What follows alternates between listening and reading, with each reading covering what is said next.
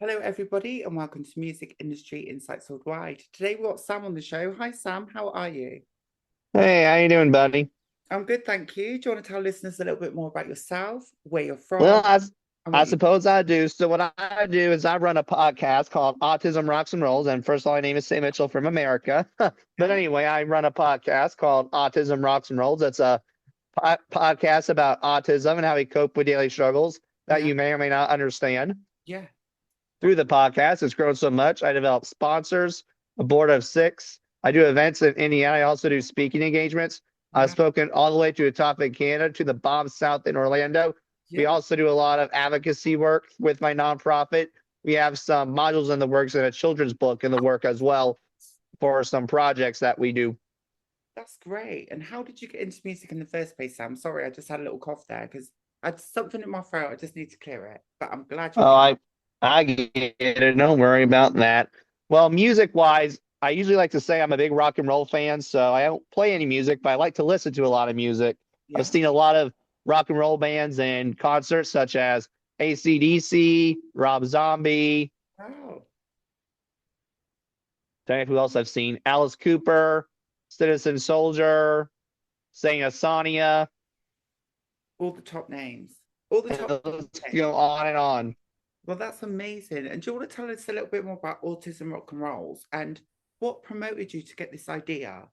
You know, we want people to feel like this is normal. People, we're all the same. We're just different in a way or another. Everybody is. How can we make sure people are included and felt welcome?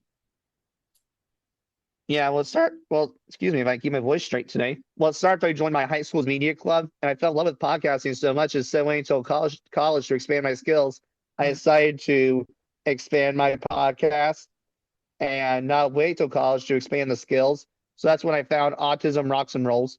Okay. And how do you think that helps the community and what are you trying to build with that? Well, I think it's won a community because I won a community impact award. Wow, that's amazing. And how do you think society often focuses on the challenges associated with autism? Well, I think that's a big problem.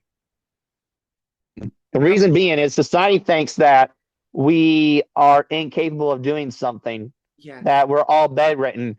We're Yeah. bound to be in the hospital in a mental institution sometimes. No, that's not true. No, that's not us. Now, once upon a time, we were institutionalized and we came a long way from being behind a padded wall to being on the streets. Yeah. But I still think we're not accepting of it, or some people don't care about it unless it's affiliated with them. Right. And what do you think the problem is with these people that need to understand, but they're not in that group? How can we try and educate, but inspire and empower others, even how to become an ally? Oh, they're scared of being different, Yeah. and they're scared of other people who are different. Yeah. And what I kind mean, of, why do you think people who are mentally or physically handicapped get odd looks?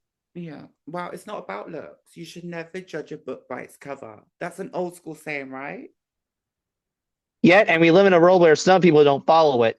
Of course they don't, but they're not supposed to. Well, sometimes, I think certain people are never going to get it. You've got the people in the middle that do want to get it, but they don't understand about it. And then the other ones that really do get it, but they just want to learn more. Right? I don't judge a book by its cover. I'm the furthest guy who does that. I look at the person's heart. My best friend Yeah. is literally in a wheelchair, and that Yeah. wheelchair doesn't bother me one bit. No, it shouldn't. Color, race, religion, where you're from. It's not about that. Look, we're one. We're part of a one. We're all part of this universe, right? So we see the world in the way that we feel it, we see it, we want to shape it. However, what do you think the biggest misconceptions encounter when you want to get better allies that you don't? I think the biggest misconception for those with autism is there's one person with autism that operates the same daily, and Okay. that's the furthest from the truth. Okay. So you need structure, you need something that keeps you going. How does that work? Yeah, I would say I need structure in my life for sure. I am the type of person who is a person who's very concrete to the point Uh-huh. with my schedule. I mean, I just started a part-time job at Goodwill, I And love one of the that. things I literally told the Yeah. manager, who was very 100% willing to work with me, said, listen, I'm not doing this to be a jerk. No. This is an accommodation I need. I need a consistent schedule to succeed here, Yeah. or it's nothing against you. I cannot work here. Oh, well, at the end of the day, you deserve to be listened to, but also respected and be treated with dignity. And that's all you're asking for, right? You're not asking for anything special. You're just asking to be accommodated for, basically. Oh, Yep. little cat. I like a little ginger and a oh, bless. What's your Yeah, name? this is Tucker. Tucker. Hello, Tucker. Oh, you're cute. Yeah, So, we just got him. He's okay. very new kitty cat. And how do you find having that close connection, being loved, feeling respected, and being treated like, they love you? How's that for Oh you? yeah. I'm a big animal guy. I'm a big fan of dogs and cats, and I won't lie, sometimes I'm not scared of some certain animals, but do I want to see a raccoon Oh, stuck to a I said a rat. Oh, car? No, absolutely not. I'll be the first guy to help that coon. grizzly bear. Oh no, please not. Oh, I'd be the first one to help the grizzly bear. It's the sad part. No way. That's impressive. I've never seen one in my life actually, but I have seen a loon and I've seen a moose. I have not seen a moose. I mean, I've seen a raccoon where we're from the countryside. We live there, so we got to see a lot of coons, That was in Canada. chickens. I like chickens. Not my mother. She was chased by them, and I don't blame her one bit because she told me that her father scouted the country and found the meanest roosters alive. Oh wow. Well, we don't want to get too many of them. Cock-a-doodle-oo, right? Yeah, she hates them. I don't blame her. She got chased by them. Wow, let's get back to the script now. Many autistic individuals experience stigma and misunderstanding. What are some of the biggest misconceptions you encounter being in, what you're doing and what you're trying to show the world? Well, I would say the biggest misconceptions that we also deal with is we don't like to social. Now, I won't lie. There is some truth to that. Okay. I like to socialize? No. But is it the fact that we can't socialize at all? She can. No. There's some people who have a harder time socializing, but then there's some people who can socialize, but just may need some guidance. Or do you go by energy? Do you go by feeling? Do you go by something rather than what you can feel or see? Do you sometimes, because I've met many autistic people, I used to work in autistic unit. I'm from Oxford when I was born. And when I was at uni, I worked in a Skills for Life unit. So I worked with many autistic people, but I connected with loads of them. Yeah, I would say that we have a gut feeling and see more than what others do because I think sometimes we're energy readers just by trait. Yeah. And when we see someone's energy down, we feel the same way. Yeah, I think that's really true. Actually, I used to go gym. I used to take them for shopping centres. We used to go to the sports gyms and stuff.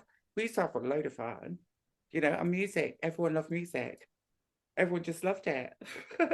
No ear defenders. They loved it. We didn't have any defenders then.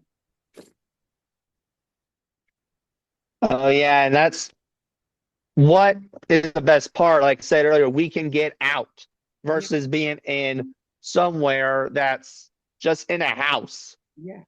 And isolated. Now, how does that kind of go with kindness and inclusion and the themes in your work? Obviously, you're building this community. You're trying to get awareness. What practical steps can schools and workplaces, as well as communities, take to create a more welcoming environment for people that are autistic? Well, I would say, first of all, don't push us to the side is one step because I think sometimes schools kick their child out with autism because they don't know what to do with it Yeah, or that behavior. yeah, Okay, stop that. yeah, Seriously. yeah. They deserve an education.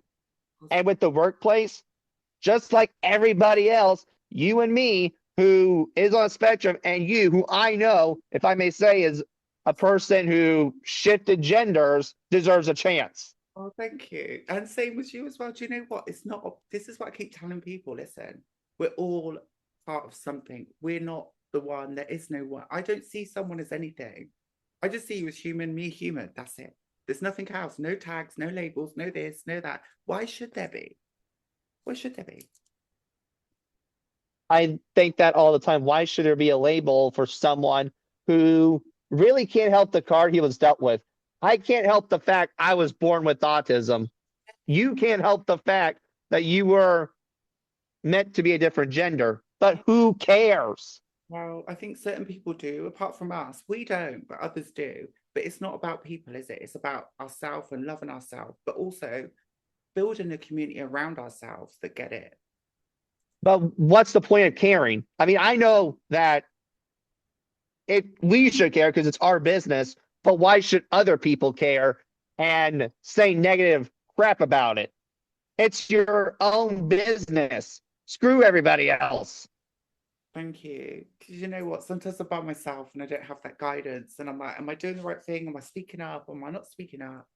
And I think, when I'm living in a position where you don't have a mum, you don't have a dad to ask, your grandparents brought you up and they've gone now. So it's literally me and God.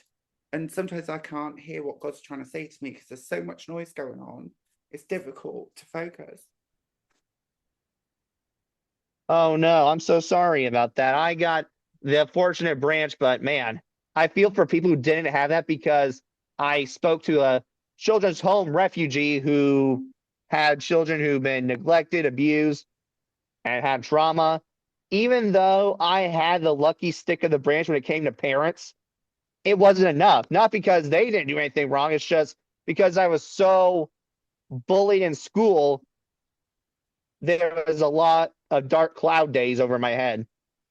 And that's the hard thing, isn't it? It's like you have to face your shadow, but you also have to look at your future at the same time, which can be a bit of a conflict, I guess. Right. And I reflected the other day of just how sad that was because you see where I'm at, I'm in my back porch Yeah. over a very nice sunset. It's my And why favorite. didn't I look at that when I was 15 years old? Green is my favorite color, right? So green is my favorite color. I love green. Oh, yeah, green's my favorite color too. I got that because of Blue's Clues. Okay. Wow. Do you know what? Bullying continues to affect many autistic young people. What advice would you want to give to someone currently struggling with bullying or feeling isolated? Well, here's my thing. So in school, there are bullies. Yeah. First of all, you understand it's not your fault. It's the bully's fault because they feel so bad about themselves. Mhm. They would break down if you really got them in a mental health session. Yeah. But my point is always remember that bullying in school, while it does sometimes happen in adulthood, it doesn't happen daily in No, adulthood. no. And We grow my sheep. thing is, as adults in Yeah. my life, being an adult is a lot better than being a child. So I always think in school, get your education and get out. Well, Because when you become an adult, mhm. trust me, people grow up and they'll leave you alone. Sam, I'm going to give a bit of advice from the top. I admit what you say. However, I wouldn't admit to any child just giving up school when they're finished. If you want to keep going for the stars, follow them, do what they feels right for them. I want to inspire and empower everyone. So, it's about understanding that we're not all the same. And some people are great at this and great at that. But I'll tell you something you're great at. You're just great at being real. And that's not really often these days. What can you say to people that actually need to be authentic, original, and bring it to the table? Well, truth be told, I didn't really stand a chance because I came from two parents that will tell you how it is. Yeah. Same here. But if you want to be more authentic, Uh-huh. some people aren't going to like it.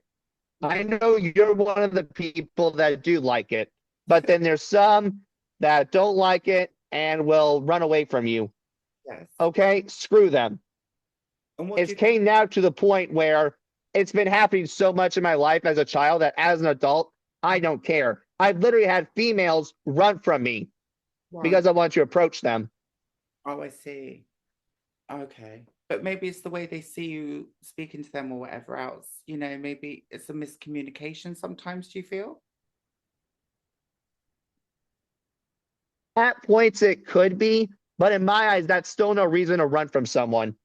Okay. Okay. That's fair enough. And I take where you're coming from with If that. you miscommunicate, say something or say, I didn't quite understand. What did you mean by that? Yeah, but I think, when you're speaking to a woman and a man, it's kind of different, and people have gone through different experiences like you have, Sam. And I think not everyone can put themselves in somebody else's shoes, if that makes sense. Does that make Yeah, it makes sense. Don't judge other people by what you might see or what you might think. It could be the complete opposite. I saw a guy earlier just put his nose in my window. He was a postman, but it could have been my ex-partner. And I went through domestic violence. I was like, why are you looking through my window? It was only putting a letter through the door. But because it kind of traumatized me a little bit, because I didn't know who it was. Do you know what I mean? And then I started ranting and raving for 20 minutes because it traumatized me. Does that make sense? Mm-hmm. So sometimes it's just about you as a person and also healing. How important has healing been for you? Oh, healing as a person has been so crucial to my life because I wouldn't have made it to where I am today if I didn't get to a place where I could heal enough. And what do you find helps you to heal nature, outside, listening to the birds? What? Oh, look at your look. Well, yeah, we got another kitty for you. This is Washington. She had to get the attention, but you want to know what heals me a lot is animals. Oh, she's so A cute. She's going. lot of animals, dogs and cats, having pets. They Oh, heal me big time. she's gorgeous. I must say, I do like cats, but I'm looking for a grey one with black eyeliner underneath. I We got a couple of others. They're a little older, but these two actually were very recent. We got from a neighbor who were giving them away. And then the other two actually we got were barn cats. And I don't know, but somehow we were able to tame those two. You got a farm as well. Not a farm, more of a hay farm. I just live in the country area. I used to be in the countryside in Oxford. So tell us a little bit more. How does the countryside help you as an autistic guy? Trying to be yourself and feel you. Well, I think with being in the country and the city, there's pros and cons to each. I mean, I don't drive, so when you're in the country, there's not a whole lot to do. And I will be moving to the city in Bloomington, Oh, and there is a lot to do there. But the one thing I'm going to miss when I move out, I'll be honest, is just the peace yeah. Well, I'm in London. that the country brings. Seeing the sunset like this every day versus seeing the sun, but you're hearing honk, honk every 5 minutes. Well, that's true. Well, I was in Greece a few weeks ago, but I do miss the cock-a-doodle-oo in the morning. Now I wake up in London, all I can hear is cars and stinky fumes and fire engine. What is it? Fire engines and police cars. Right. I always thought, in my eyes, a city is a great place to visit, not a good spot to live. Now, if you're talking about Bloomington, Indiana, that's a good medium size, but I'm talking about like big cities like London, Los Angeles, Washington, D.C. That's my intake. Okay, well, I need to come to Washington because obviously that's the crown of the crown jewels in the United States. So I have to come, and I can't wait. Right. Don't do Washington State, do Washington, D.C. There's Yeah. nothing against Washington State. It's just everyone goes from Washington, D.C., and that's where the White House is. Oh, thanks, Sam. And exactly, I always want to go to the White House and see the big boss. That'd be great. I have a lot of respect for that, and I have a lot of respect for all of you guys in the United States. We've always loved you in the United Kingdom. We always have respect for you, regardless of what you see in the news or what you hear. Oh, yeah. Love you guys. Yeah, like I said, I mean, I feel like each political system has its own pros and cons. That's as far as I'll go to say. Yeah. Well, they do that. So tell us a little bit about podcasting. How has that become a powerful tool for your storytelling, your advocacy? I would say it's became a very powerful tool because for 15 years, I didn't have a voice.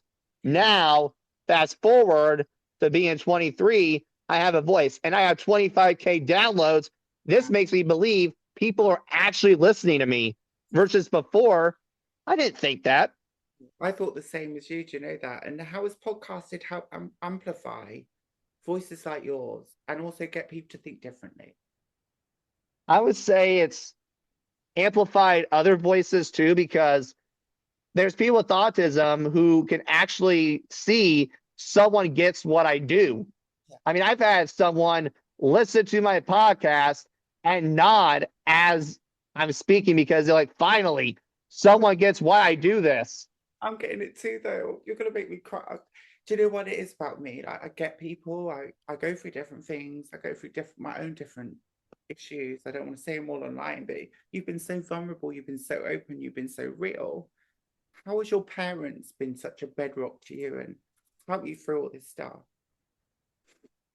I would say that my parents have helped me because I wasn't in a strict household, but I think they did the best job they could for their situation. And I think they knew, okay, this is him being on the spectrum versus him, okay, he's being a 16-year-old smart aleck. Well, we could be a bit of both sometimes too. There's no harm in that. You know. No, there's no harm in that. It's just that I wasn't in a strict household, but I had standards, Yeah, which I think every family has to have. so you should. I was gonna say so you bloody should, but I thought I better not swear. Sorry, because I No, that wasn't a standard. That was not a standard. I will be the first guy to tell you that. Thanks, Sal. So if people want to connect with That you, one is the standard was clearly don't slap your mother. oh no, I never did that. Oh, okay. Anyway, Like I said, maybe a bad example, but I think you get the point. how did you know that? Anyway, Yeah. go back to the script now. Sorry, you just really confused me. I was like, how did you know that? I don't know what. You didn't slap your mum. Oh, that was just an example. Oh, okay. Did you do that yourself? When I was younger, yeah, but as I gotten older, no. Oh, good. That's the main thing. I was like, sorry, I had to little stop there. I had to laugh and think and then recalculate it. Sorry about that. No, it's fine. Oh, you're good. But yeah, no, no, no, no. I never did. I mean, like I said, I may have when I was younger, but I think we know every child gets upset and at some point learns that at 2 years old they hit and they have to teach them no hitting. No. Yeah, but I think, you know, how, I don't know how old you are, but I grew up in the 80s. We used to go to school. They used to smack us with a slipper and a cane. Our teachers, I'm 23, so I didn't come from that generation. I came from a bit older than that. And I came from the generation where if you get in trouble, you go to the principal's office. yeah, and they get smacked with a slipper or a cane. They used to do that back in the What? day. No smacking or slipping with the cane. It was for me just go to the principal's office. Let's talk about it. Here's your consequence. Have a good day. That's good. That's a good one because when I was at school in the 80s and the 90s, because I was born in 82, so I'm born in the 80s, but I don't know that old, but I am. But also, I think I'm kind of using my past experiences to understand more as I've grown and seen different eras and how they treat different people. Because back in the day, people with neurodivergence, that wasn't even understood. No one even knew about it for ages. We just used to have special support, a group of us. They didn't say anything. Just there's a group of you out on the table at the front, and we're doing different things. That's what they used to say. I know. And nowadays it's evolved. Yeah, and this is the difference that we see, and this is what I want to show other people with music, with autism, with neurodivergent. We are evolving, we are changing. What do you think is the best things about it? Well, the best things about music or autism? Both for you. Okay, sure, sure. So I think when it comes to autism wise, I think the best parts about it is we're very creative, outside the box thinkers. Yeah. And then with music wise, what I think the best part about a song is the rhythm. Yeah. I mean, me on Spectrum, I get to listen to the same song and the same rhythm. When we like consistency, it helps sometimes when this world can be very unpredictable. Right. I think that's a real good point. That's probably what I do like about being consistent. However, in a music industry that's now very unstable, what's your advice for up and coming artists with autism that are going to struggle in a very unstable environment? Because it's really unstable right now. Oh man. Well, when it comes to music, I don't know if you should get into it. And here's why. I know I say follow your dreams, and if you really are passionate about music, go for it. But here's the problem. It's so competitive. my field with broadcasting, in my opinion, it's a little competitive, sure, but not as competitive compared to a hip hop industry. It's not as competitive, did you say? That's really good. Yes. But how do you find it without money? If you're coming up from a grassroots level, you're trying to support people from the bottom up. They have no money, they have great talent, but financially they're stuck. I would say when it comes to that in particular, you better find the right person, because if you find the wrong person who can't launch your career, then you may not have a chance. I think that's what I'm learning. And I think that's the difficult thing. How do you find trust in someone yourself, Sam? After everything you've been through, your age, your differences, how do you find trust? Is that family? Is that outside family? Now, that's a good question. So at 16 years old, I learned that people pleasing was a crutch. Mm. Also, I learned at that time span, I could be angry at everybody right now because of how I was treated. But here's the thing. Where's that going to get me? Nowhere. Just pissed off with myself as well. Because I when I say it, I'll be like, oh, shut up. Exactly. So I pissed off with myself. I get pissed off with others as well. I do. But if I don't say anything, then is anyone going to learn? Is anyone going to listen? I was born to two deaf parents, so I'm used to people not listening. But if I don't speak up, how are they going to hear me? Right? Exactly. Yep. So I'm stuck in the middle sometimes. I'm like, oh, if I do speak up, I feel bad. If I don't speak up, I feel bad. How do you deal with that? Well, when I do speak up, I just came to learn that people pleasing was a crutch. And if someone is so mad that I spoke up, that's their problem, not a you problem, because the next person might be very proud that you spoke up. I just So find it, speaking up, you can't please everybody. yeah, I find that quite conflicting at times because I'm trying to be probably that centralist, but I know I'm not quite central anyway. But I try to be to bring as many people in that can get it from both sides. Does that make sense? I'm really not about politics. I'm more about people. I cannot stand politics. Right. No, I get it. I get it. You know what I mean? I'm just more about the people, what I love, what's my culture, what's my passion, what's the people saying, what's the music saying, what's the excitement, what's the love, the vibes, like your animals, like the beauty of nature, those kind of things. They're more interesting to me. Right. I mean, that's literally why I don't watch the news anymore. I know, wow, that was getting me down. I'm learning. I'm sitting in my back garden now getting my tan. It is going mad, bless her. Do you want to tell us a little bit more how the listeners can connect with you, find out more, and also So you can find me on your favorite media platform. I'm not a hard guy to find. If you Google me your search engine optimization, something will pop up. Just do me a favor. Don't search my name. The reason why is you get a basketball player, and I okay. haven't done any slam dunks lately. So your best bet to search Autism Rocks and Rolls. Come on now, Sarah. Yes.